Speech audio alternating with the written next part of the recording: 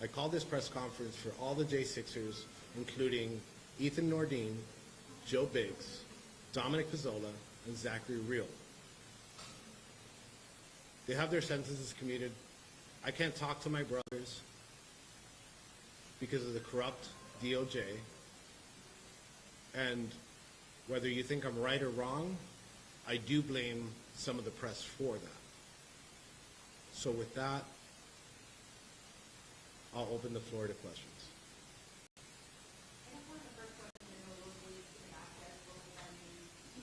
After your arrest and then before you were pre-trial detention on charges, after there's a window of time where you were outside on daytime public schools and a lot of school board meetings after you were caught as well. So we had some questions from the area locally.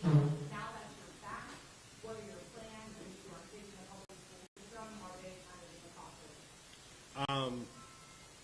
I can't tell you exactly what I'm going to do because I don't know what I want to do yet. It's been about 48 hours since I've been home. So for the past 3 years, I've made all these plans about what I'm going to do, whether it's with family life, business, with the Proud Boys. And about 2 months ago, I decided to scrap all those plans and just focus on coming home and reuniting with my family. Now, to answer your question a little bit more directly, will the Proud Boys be focusing on like local issues? I think we have never stopped focusing on local issues. I think we love our communities that we live in. Agree with us or not, we might do things a little different, but I think the war isn't on politics. The war isn't on liberals or Republicans or conservatives or Democrats. The war is on the culture. And the issues that we have with some of these school boards is we feel, again, right or wrong, that indoctrination of our children is wrong. So that's something that we're never going to stop fighting for. There were 1,500 J6ers pardoned, and some of them attacked police officers. I'm sure you've seen the video. And we certainly have talked with police officers. I watched hours of video. Yeah, sure. Yes. And so we talked to law enforcement, and we take offense to that, and wondering if you have any offense to what went on over there, and some of those liars attacking police officers. Yeah. Is that right, or? Under no circumstances am I going to condone violence against anybody, especially law enforcement, right? What happened that day, I don't like what happened that day, and I voiced that opinion the day of. I don't like what happened that day. I actually even said that in front of the dishonorable Judge Kelly. But maybe what you're asking is, do those people deserve a pardon? And I think, can we close the door? Can we close that door, please? Can we close that door, please? We'll wait. So I guess to go back to your question, I guess what you're asking is, do they deserve a pardon? President Trump said that he was going to view these cases, view the nature of these cases on a case-by-case basis. And I think he thoroughly did. People who put their hands on a police officer should get charged with whatever it is, whether it's assault on a police officer, but that's not where the problem in these cases lie. The problem is on these cases lie in the miscarriage of justice and how it was performed in these cases in D.C. We could start with the D.C. jury. It's not only not fair for the defendants, it's not fair for the jurors. For a person that knows that they're biased and they still get sat. You asked about the school board meetings and things like that. There was actually seated as one of our jurors was somebody that puts together these events called Drag Queen Story Hour. And during our trial, the Proud Boys were protesting Drag Queen Story Hour. It is unfair to sit that person in any jury that has to do anything with the Proud Boys, Trump supporters, or whatnot. So, to answer your question more directly, is they did deserve a pardon because of the miscarriage of justice, not because of their actions that day. We probably wouldn't be here. that question wouldn't be necessary if the judges did the right thing and took these cases and moved them out of the District of Columbia, maybe Virginia, maybe Maryland, that, I don't know. As far as the semantics of it, my attorneys are more, Those who attack the officers, they should be out of jail. Is your opinion? I want to be unequivocally clear when I say that. The process was flawed, the process was corrupted. Therefore, there was no other option but to pardon and commute the sentences of those that did those actions that you're referring to. Enrique, the Department of Justice said that shortly after this act, you said you condemned the violence that day just a second ago. The Department of Justice was asking, accused you of saying, you celebrated, taking credit for what happened, and that you were celebrating that you breached. It happened. Is the Department of Justice accurate in that assessment? First off, let me at least correct some of the things, some of the part of the question. I never said I condemn anything. I'm not God. I'm not here. I could say, hey, I don't agree with what happened, but I'm not going to condemn. Okay? What was the second? The Yeah. second is the Department of Justice said that you took credit for the breach of the Capitol and you celebrated. And they quoted you in their, after their convictions in the press release. So, I can't take credit for something I didn't do. Did I celebrate it? Absolutely, I celebrated it. I celebrated it like half of America celebrated what happened at the Capitol that day. One, I wish we had a time machine, but if you go back to that day, there wasn't a lot of information coming in. So all we saw on TV at that point was, we didn't see like the rioting or anything like that happen. We just saw a breach of the Capitol. To be honest on how I thought of exactly what happened in my mind that day, I turned on the TV, just like all of you guys. That's how I found out about what happened at the Capitol. I turn on the TV, and I see a bunch of protesters inside the Capitol, and the caption read, "Protesters enter the Capitol." To me, at that point, I thought like people went on a Capitol tour, and I guess like went crazy. I didn't think that they broke into the building. I had no idea. Later on, I found out, but the way that information came in, I said certain things. I'm not going to apologize for it. That's what I felt at the moment. But I can't take credit for something I didn't do. And I'm going to go a little bit beyond. After seeing what they did to me and what they did to Ethan Nordine, Joe Biggs, Zachary Real, and Dominic Pizzola, I'm definitely not going to condemn what happened at the Capitol that day. They took their lives from them. My best friend Joe Biggs got to take his daughter to school for the first time. For the first time. My brother, Zachary Real, got to hold his daughter for the first time. His wife was pregnant when he was arrested. I'm not saying you, the Department of Justice took 4 years of these men's lives. And they took 4 years of many American lives for political gain. That is the use of force, because you're incarcerating somebody, for a political purpose. And I'm pretty sure my attorneys agree with me. I got charged for less than that, and I got hit with terrorism enhancements. That is terrorism. That is a definition of state terrorism. But there are officers who lost their lives. So for instance, they won't ever be able to use this program again. But for those that say the act itself was terrorism and that it wasn't just anger to democracy, it wasn't just violent, but it was deadly. What do you say to those officers? I sympathize with the families of those officers. Those officers shouldn't have lost their lives, but we got to use the facts. The autopsy report that Brian Sicknick died from natural causes. Are you going to take legal action against previous officials from Biden administration for human rights violations?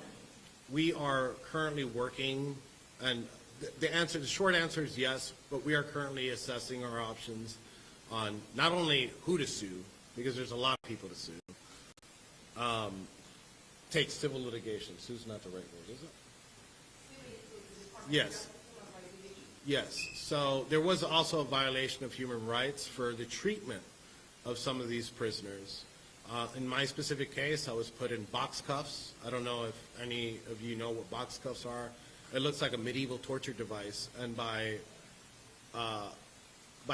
UN standard, an inmate can only be held in box cuffs for about 4 hours.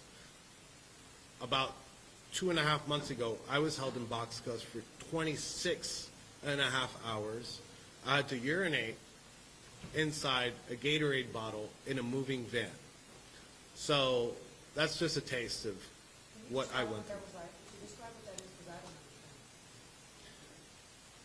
I wish I could tell you it was horrible, but at that point, I've been locked away for 3 years, so my cynicism kicked in, and you stop caring. The most nefarious thing about the situation is how easy somebody could get adapted to those conditions.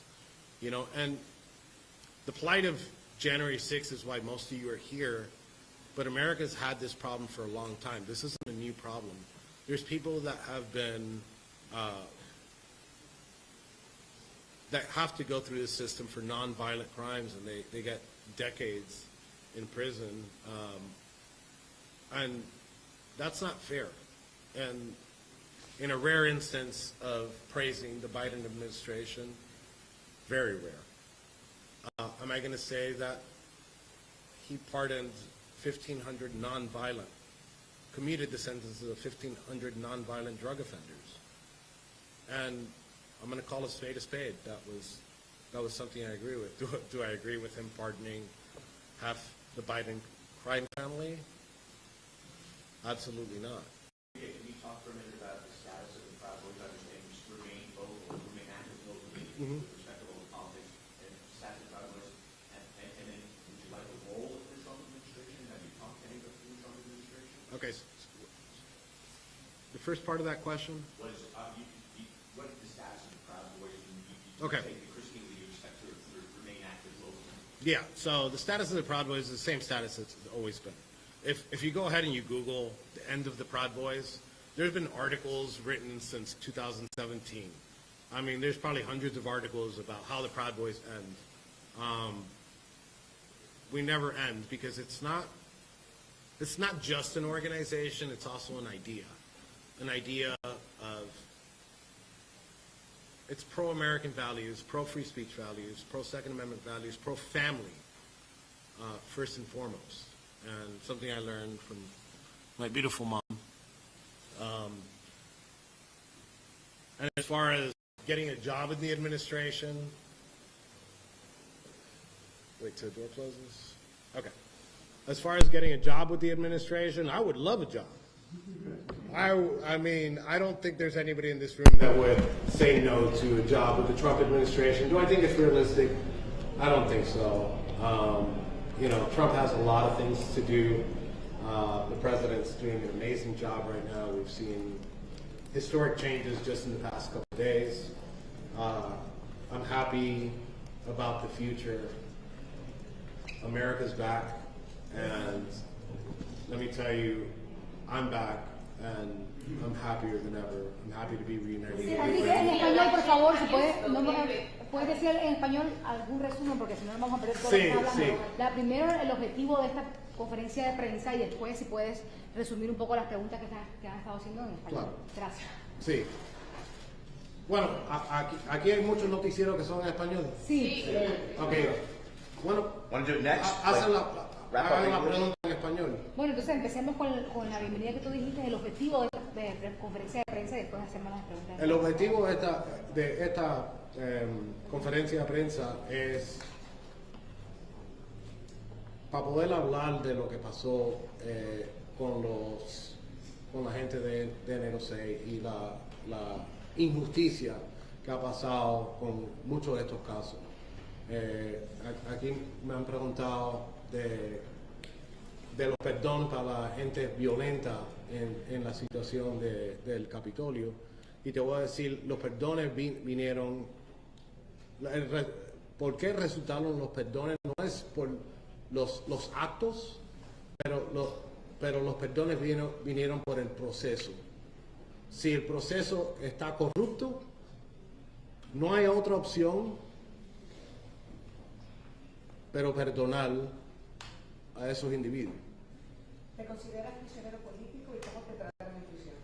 Me considero un americano. Y si me pregunta cómo me trataron en la prisión, me trataron como un preso político, como un terrorista. Y yo no soy terrorista.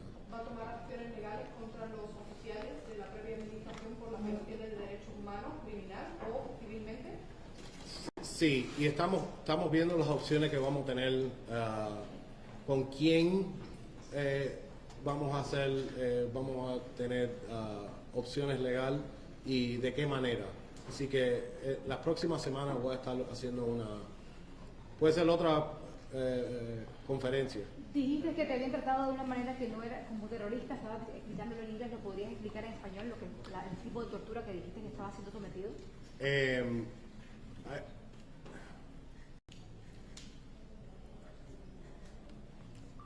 Hay unos handcuffs que se llaman box cuffs.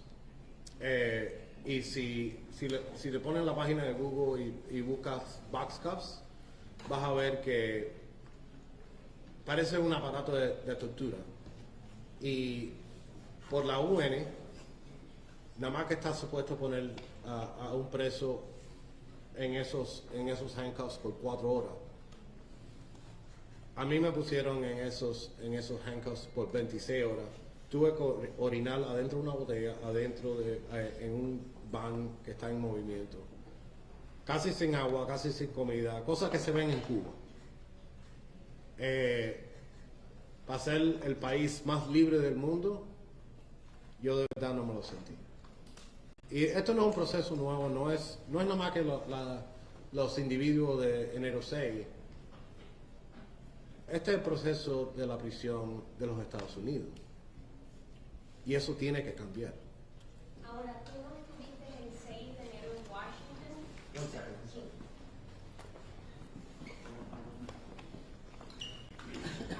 Oh, yeah. Sí, te preguntaba, tú no estuviste ese día en Washington, sin embargo, al igual que todos nosotros, viste a personas que sí tuvieron como que esta actitud violenta con oficiales, algo que comentabas en inglés, explícanos en español, ¿cómo tú ves que estas personas hayan sido perdonadas, quienes sí realmente irrumpieron violentamente al Capitolio? ¿Cómo ves tú este punto? La violencia no la voy a condenar. Well, condonar. Pero el problema con los perdones, lo que pasó con los perdones, eso no era por los actos que cometieron esos individuales, es por el proceso que nosotros vemos que es corrupto. El presidente dijo que iba a chequear, iba a ir caso por caso y iba a perdonar. Y eso es lo que hizo el presidente. En casi, te voy a decir, el 100% de estos casos, el proceso era corrupto. Un jurado de Washington, D.C., que el distrito de D.C. votó 93% por el presidente Biden, ahí no se puede encontrar un jurado que sea imparcial. Gracias. Enrique, Okay, can we switch back to English really quick? I'm sorry. Your comments, the WSJ reported that you promised retaliation Yes. after you were released. Can you explain what that retaliation means? Is it Okay. beyond the legal? So I used more words in retaliation, but again, how I started this conversation, the media sometimes sensationalizes things that I say. What I mean by retaliation, and I want to be, again, unequivocally clear, is not anything to do with violence. I want investigations. I want investigations and I want accountability. Because you know what? I lost 3 years of my life, and I'm going to say their names again. Ethan Nordine, Dominic Pizzola, Zachary Real, and Joe Biggs. They took 4 years from their life. I want accountability. Right? Like they told me, if you didn't do anything wrong, then why are you afraid of an investigation? Because they're open arms right now about it. But let's talk about reality. My lawyers probably know this very well. There is enough laws in the books in the United States, and the word is Byzantine, right? 1,000 years into the future, Byzantine's not going to be a word, it's going to be American. Because our system is so bureaucratic, you could literally jail somebody for anything at any time. You could indict a ham sandwich. Well, in DC that day, they were passing out ham sandwiches for free. They passed out 1,500 ham sandwiches, and it shouldn't have happened. And I am happy the president reviewed these cases one by one and saw that the process was corrupt. It wasn't about the acts, it was about the process. I believe in law and order, I believe in justice, I don't condone violence. I'll call it out when I see it. If you guys individually tell me, hey, this is what happened, do you condone this? I will condone violence every time, 100% of the time. Have you spoken to President Trump since the election or any of his cabinet mates about what was going to happen, about, trying to express anything? And also, can you describe, your emotional state right now? Are you angry? Are you frustrated? Tell me a little bit. Just a question. I wish I had the president on speed dial. Or any of his cabinet mates. I'm sorry. Or any of his cabinet mates? Or... No. Well, okay, how about this? When I say, have I spoken to the president or anybody in the administration? Absolutely not. I don't know anybody in the administration. I take a job in the administration. I make the joke. It's a joke. I make the joke that I take the position of Secretary of Retaliation. Maybe it was given to me. It's a joke. But if it's serious, I'll really take it. What was the second part of your question? I'm sorry. Describe your emotional state. Are you angry? Are you sad? Are you frustrated? Tell me, walk me through your emotions right now. I'll tell you, it's been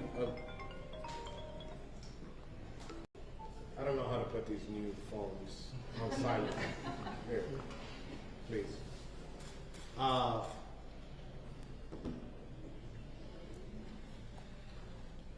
When I got released, I was jubilant. Right now, I'm angry. Tomorrow, I might feel a different way. Tomorrow, I might be happy. Tomorrow, I might be indifferent. It took 3 years of my life, so it's taken a little bit for me to adjust. Now, the watch is ringing.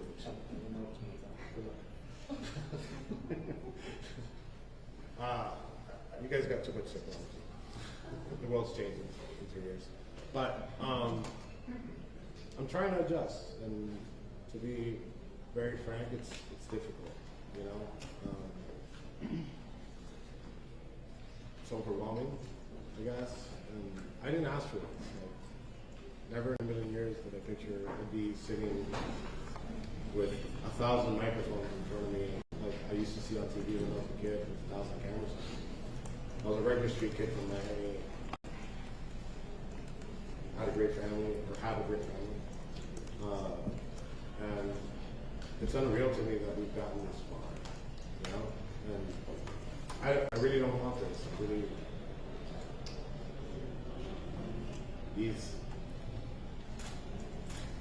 it's uncomfortable.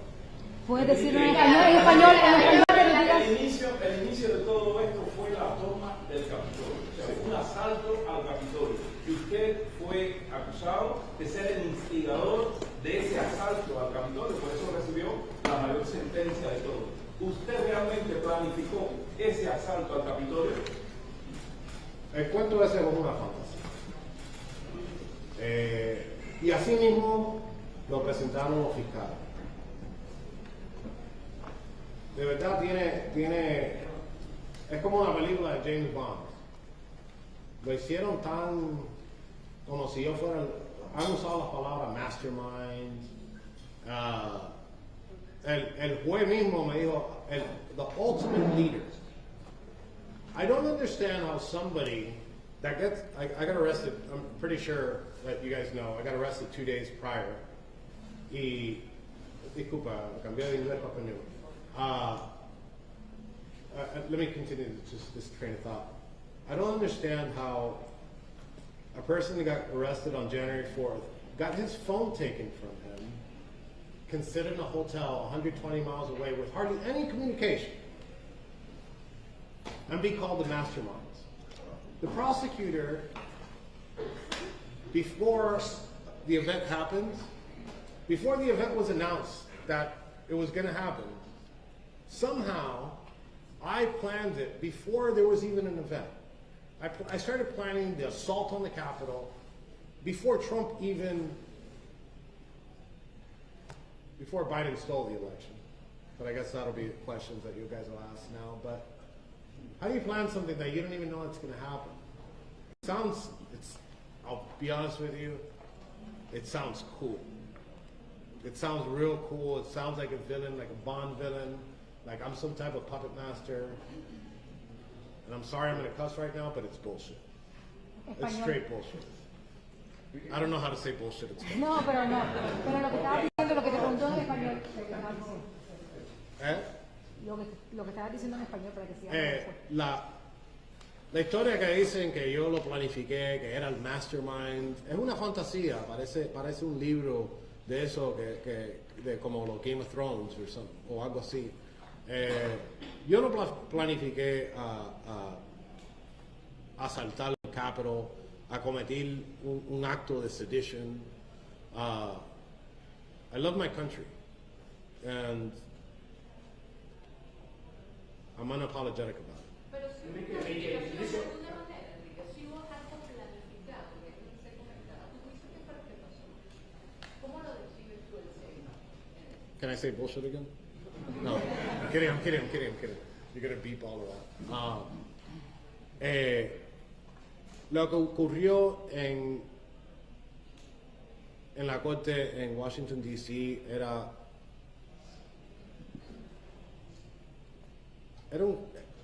para política. Querían acoger a alguien no podían, a ese momento, no podían acoger al presidente Trump. Y necesitaban a alguien para apuntarle el dedo. Y ese fui yo. Por eso me dieron 22 años. Pero es una mentira. Mira, yo estoy perdonado ahora. Yo sí de verdad lo planifiqué. Yo puedo decir que yo lo planifiqué delante de esta cámara. Yo estoy perdonado. ¿Qué me puede pasar? ¿Qué me puede pasar si yo digo, sí, yo lo planifiqué? Pero aquí no, yo te estoy diciendo que no lo planifiqué because I didn't do it. Te arrestaron 2 días antes del 6 de enero, ¿has dicho? Y te quitaron el teléfono. Me quitaron el teléfono, así que ¿cómo voy a planificar algo sin teléfono? No entiendo. Again, it sounds cool. It's not true. Canadá y Nueva Zelanda consideran Proud Boys una organización terrorista. Ahora que está la nueva administración Trump y tras sus perdones, ¿creen que deberían reconsiderar esa designación? Bueno, no te puedo decir lo que va a hacer New Zealand o el Canadá. Nosotros no tenemos capítulos en New Zealand y no tenemos capítulos en Canadá, así que no sé qué van a considerar terrorismo si nunca hemos hecho nada allá, pero personalmente yo tengo un amigo que está preso ahora en Inglaterra, él se llama Tommy Robinson, y no sé, yo soy político, pero no sé, algunas cosas no sé cómo trabajan, pero unas sanciones a esos países que consideran ciudadanos americanos, pero no sé si eso es una realidad, te lo estoy diciendo más personal que nada. O sea, está diciendo que Trump debería considerar sanciones a países como Nueva Zelanda o Canadá porque consideran su organización como organización terrorista. Posible. Have you thought about running for office? I've put my mind to it. I don't see it now. Maybe in the future, but that's not an option. But I will tell you, Enrique, if I ever announce that I'm gonna run for Congress, you better believe I'm gonna win. Because I am not, and I'm not telling you that as like as being cocky or anything like that. I will pick a district that I could win in. I will pick a team that's gonna win, and if I announce I'm gonna run, that means I know I'm gonna win. Enrique, you earlier defined what you believe is the Proud Boy family values. Yes. But recently there have been posts from certain members of different chapters across the country saying they want to participate in ICE raids, go after illegals, and also in Northern Nevada, Proud Boys post a picture of a rising sun and a Nazi emblem. When you hear things like that, what is your reaction based on how you previously defined your take on what the Proud Boys are? Okay, so I'm gonna start off the question, and I'm not gonna get into semantics of it, but if the chapter is not listed on proudboysusa.com, it is not an official chapter, and within that, I think it's proudboysusa.com, and you click on chapters. Each one of those chapters, if that chapter has socials, you can literally just click on it, and it'll take you to the social, or if it has multiple socials, like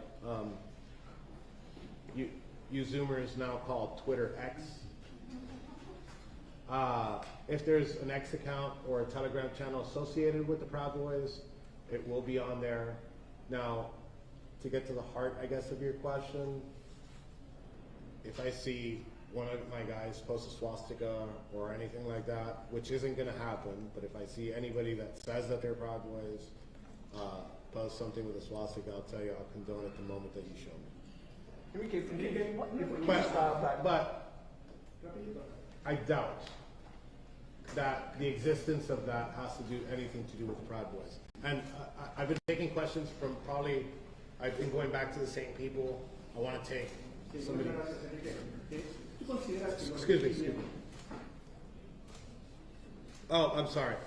I've been using the word condemn and condone, and I guess my mind isn't working right. I condemn it. You Right? condemn what? So please don't write. It goes back to my opening statements. Please, understand. Thank you. Sí, te preguntaba Enrique si tú consideras que los 1.500 que fueron perdonados deben ser considerados rehenes, patriotas, héroes, incluso los que cometieron actos de violencia y los que atacaron a los oficiales del Capitolio. I think, La like, pregunta es, disculpa.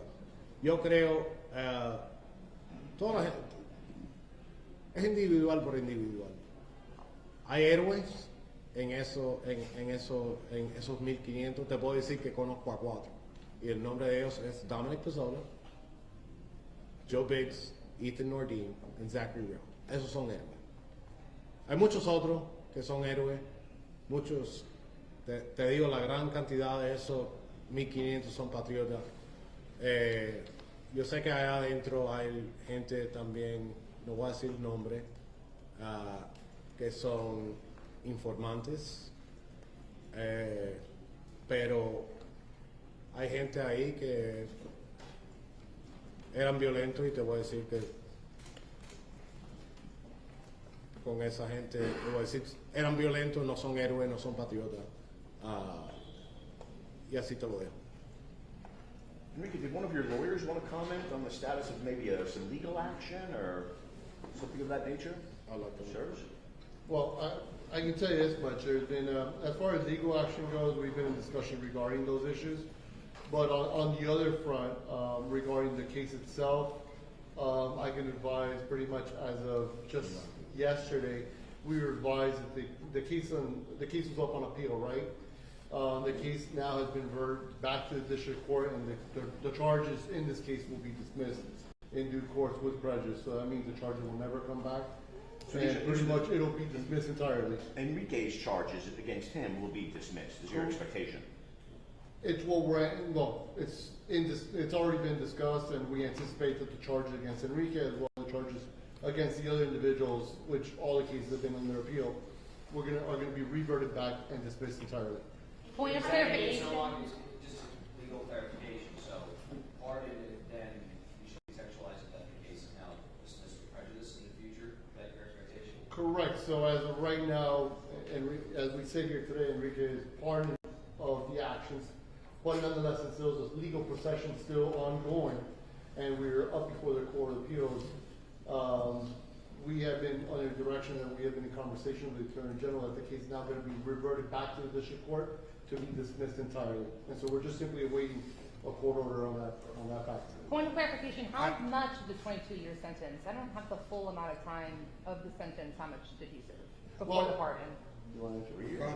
Well, that's not pre-trial detention, like from conviction. Like, what was the? Well, to be clear, on March 2022, Enrique was taken into custody, and a conviction happened on May 4th of 2023, and therefore he was sentenced in September, if my recollection is correct.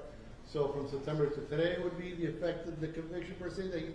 But he's been in custody going back to March 2022, and he gets, for the time period, for court purposes, he's been getting credit from the moment he was taken into custody and embarrassed before the media when he was actually taken to custody that morning of.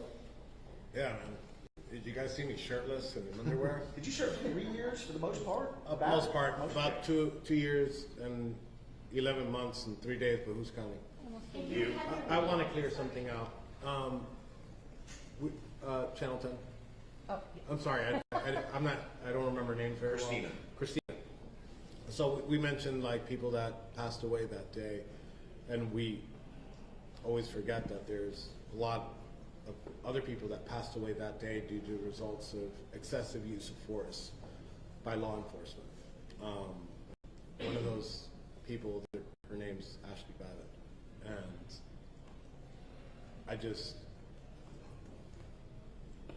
I wish events didn't happen the way that they unfolded, but another person that should be investigated in retaliation is Lieutenant Michael Byrd. Yes. Because her life mattered, you know, and I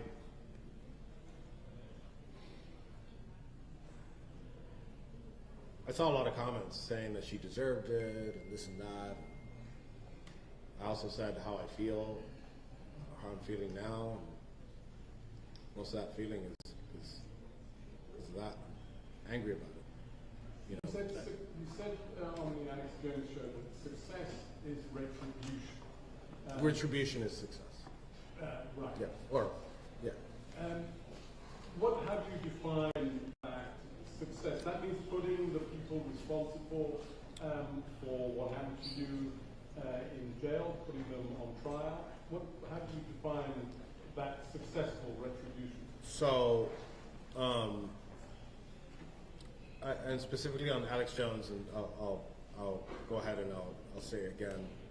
So I said that it's right of the president to focus on success instead of retribution, because those were his words. That's what President Trump is going to focus on. He's going to focus on success.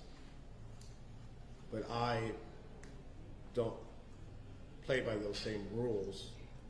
I want accountability. I know he wants accountability too. I'm not saying he doesn't, but I want accountability, and I want to focus on accountability for those that did this to us. Do you see how some in our country, though, will hear that and think it's a dramatic irony because you just escaped accountability in their view from the pardon? Because a jury of your peers, not the DOJ, a jury of your peers who are the fact finders in the case are the ones who convicted you. Well, first off, it wasn't a jury of my peers. It was people that honestly hated my guts. They knew who I was. They were asked if they could set their feelings aside and judge this case, my case, by the facts given alone. You know what some of those jurors that were seated answered? No, they couldn't. Then those jurors were rehabilitated and sat on my case. So what was the second part of your question? The dramatic irony for some Americans when they hear you say you want accountability as you sit here in their view having escaped accountability. Well, two things I'd like to say to that is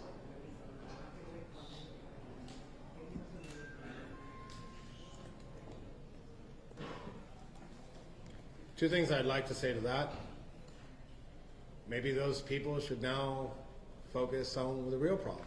Maybe they should become advocates for actual justice across the board. 2, elections have consequences. But the system has to change so Nobody, no future administration can abuse of that power, right? So maybe those people that get angry, I want them to stay angry, and I want them to focus on the problem. So I'm thankful that there's people like that, because my mom was one of those people. Nobody cared. Those people didn't care how my mother felt. You know, those people that put her and my fiance through what they did for the past 3 years, I want justice. You made that woman cry. I want justice. Because it's not just me that goes through it. There's numerous people here that are my family, my friends, people I've disagreed with before that are newly found friends again. ¿Nos puedes decir Those algo people de eso, went through de la it. justicia que esperas para tu mamá y para tu familia? ¿Y cómo vas Mi- a buscar yo, esa- yo no soy el único que sufrió. Mi familia sufrió igual que yo. No más, no menos, igual que yo. La gente que le hicieron eso a mi madre, mi familia y mis amigos, yo quiero justicia. Y te digo justicia, investigaciones, el proceso. Y te digo que el proceso sí es corrupto. Yo quiero que el proceso se arregle, porque ese de verdad es el problema. El problema no es cuál administración viene y quién ponen en la cárcel. El problema viene con el proceso. Me preguntaron, tú sabes, esa gente que ve la Ironía. ironía en que yo estoy parado aquí, te estoy preguntando por justicia y ahora tienen miedo porque puede ser que pase. Eso es bueno que vean eso, pero quiero que esa gente vean que el proceso tiene que cambiar.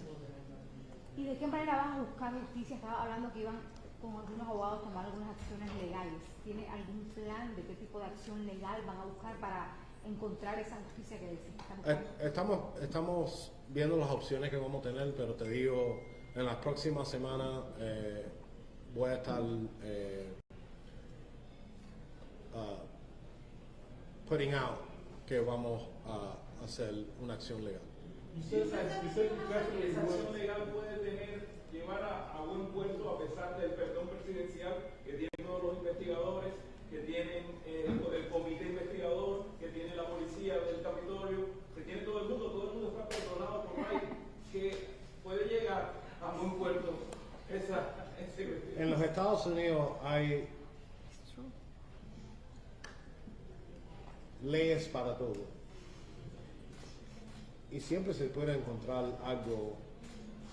Y no te estoy diciendo que vamos a buscar una persona y encontrar. Te estoy diciendo, se encuentra algo, una injusticia que ellos cometieron en esos 3 años y yo quiero las investigaciones. Y si no hicieron nada mal, no se tienen que preocupar por la investigación. You said you were definitely not the mastermind of what happened on January 6th. How would you describe your role on that day? I was just some dude eating tacos in a hotel room.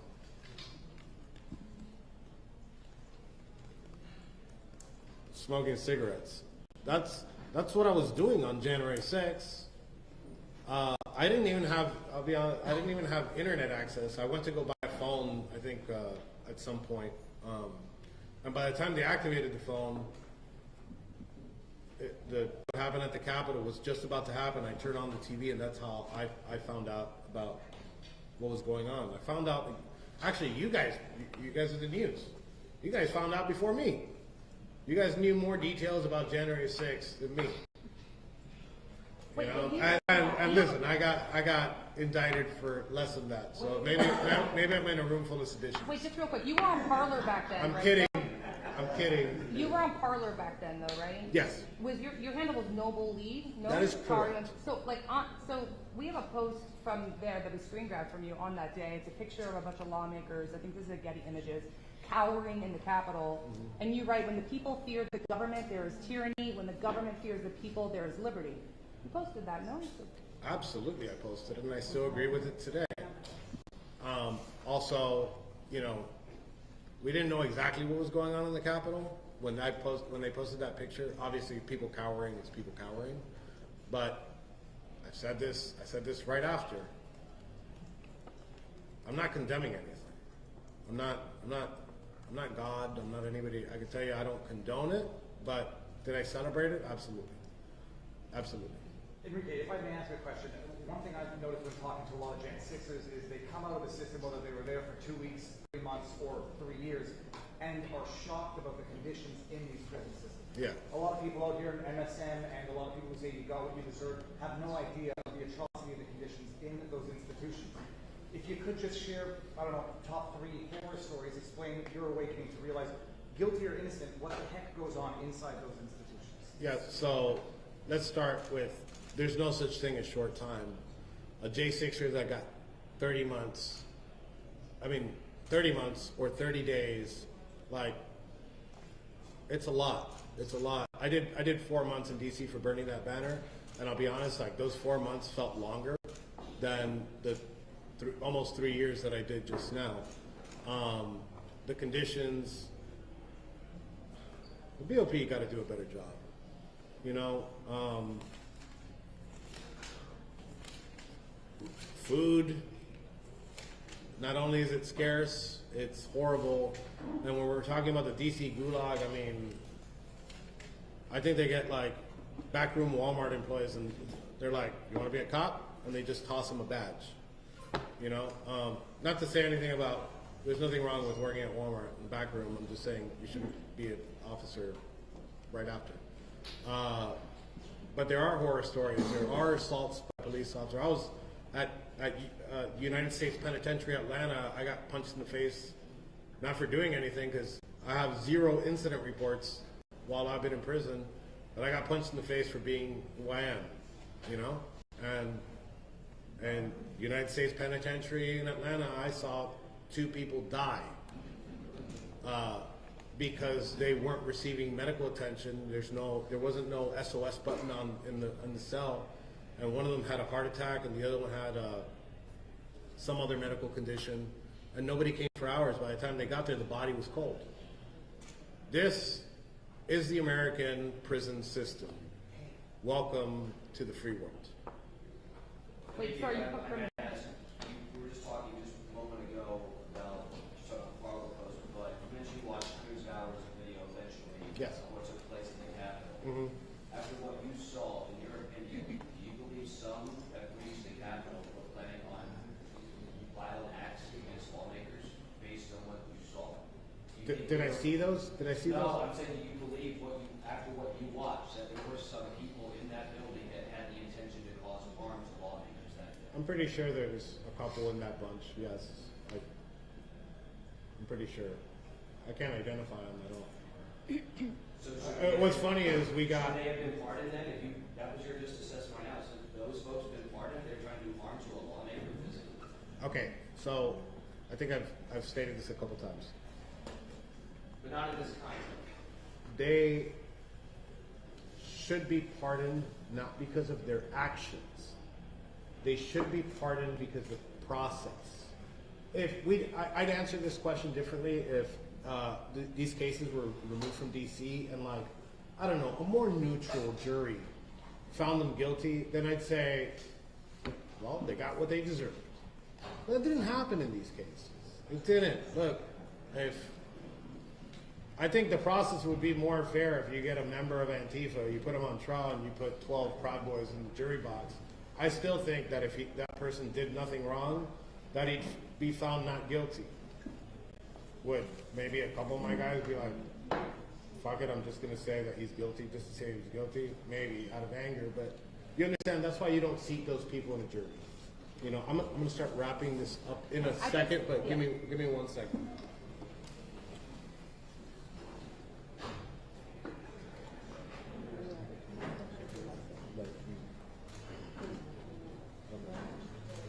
Okay, so is there anybody that I have not pointed at? Okay. I just want to know, do you have any regrets at all regarding your actions before, during,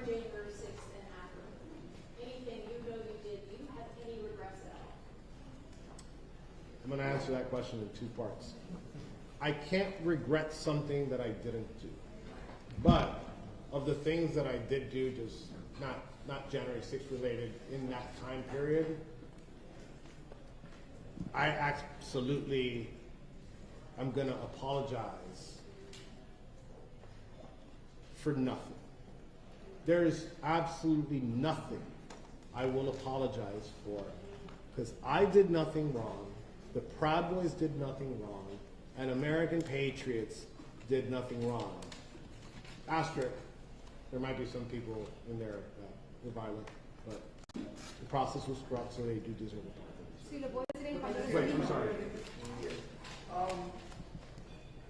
Acuérdate de lo que me preguntó. Sí, claro que no. Does this now prove that President Trump is absolutely honorable and righteous because he kept his word and let a great brother like you out? Does that prove that to you? Not only does it prove it to me, the president has proven that he stands with all Americans, regardless of your political background, how you identify, and all the cringe, like, focused on race, religion, LGBTQ. We don't care. I hate answering questions about race and stuff like that, but because the president doesn't see color. The president doesn't see who you want to sleep with at the end of the night. The president just sees us as Americans, and I think we saw what 4 years of Trump did.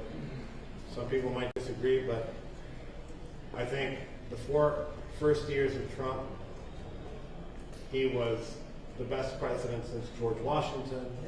And I can't say for the next 4 years, but he might be equal with our first president after these next 4 years. Thanks, man. Ok, entonces en español se puede decir, Enrique. en Okay, so I'm español going to end on her question, then my mom's going to take a couple questions. Lo que estaba diciendo en español, puedes repetir si te arrepientes de algo durante el 6 de lo que pasó durante el primero o antes, y también si nos puedes decir en español, que no lo dijiste, qué va a pasar con los Proud Boys y qué va a pasar contigo ahora, cuáles son tus planes, porque eso lo dijiste en inglés, pero no en español. Gracias.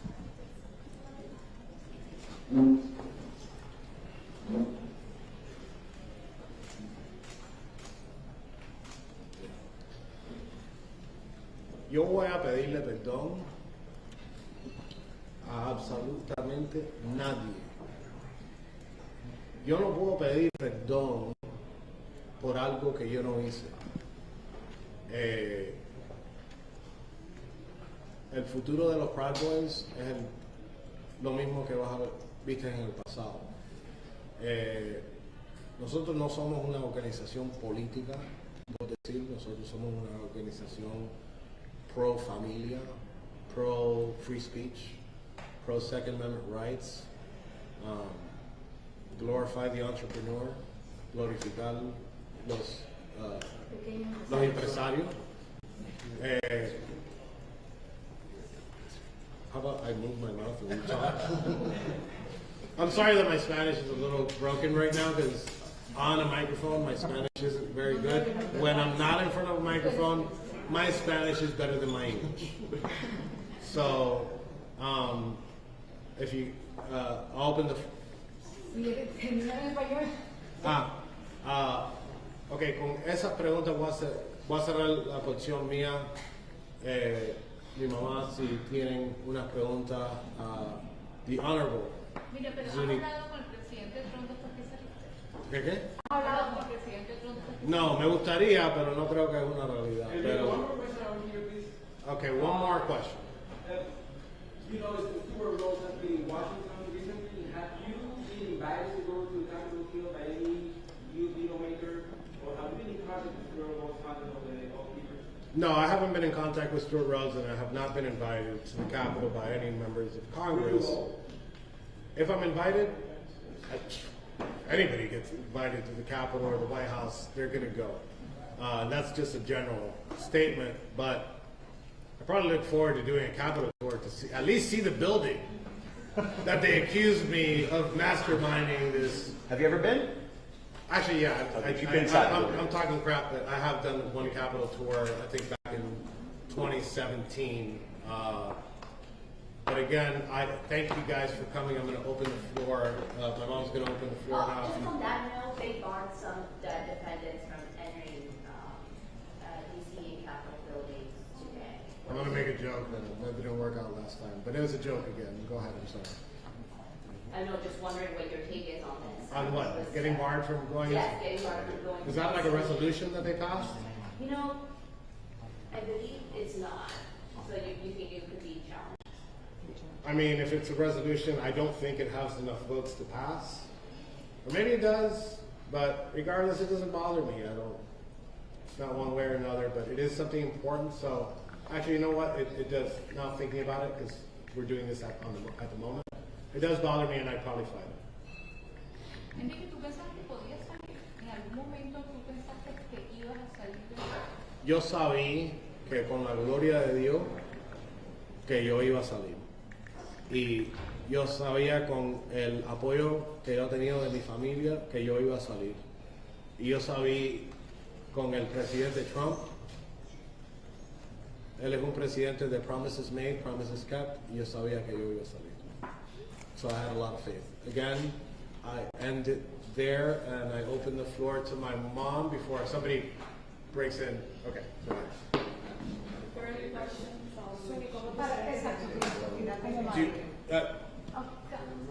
Does the microphone Yeah. work over here? I need to buy these for the studio. I'm going to reply in Spanish since it was a Spanish question.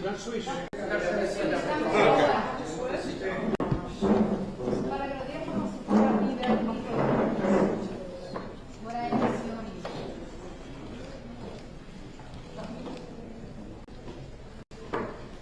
I'm gonna stand back here. ¿Cómo fue para ti abrazar a tu hijo después de tus 3 años que estuviste en todos los medios siempre hablando por él, defendiéndolo y ese sueño que hizo realidad? ¿Cómo fue para ti ese momento? Bueno, fue una sensación increíble porque aunque teníamos mucha fe de que siempre íbamos a tenerlo en casa de nuevo, es un poco difícil cuando uno tiene un hijo que lo sentencian a 22 años y uno tiene cierta edad y tú piensas, bueno, tal vez no lo pueda ver de nuevo porque las cosas pasan en la vida. Así que fue un momento sumamente excelente, sumamente esperado y orado por todos y cada uno de esos días que él estuvo preso. ¿Tienes Thank you. alguna? Great.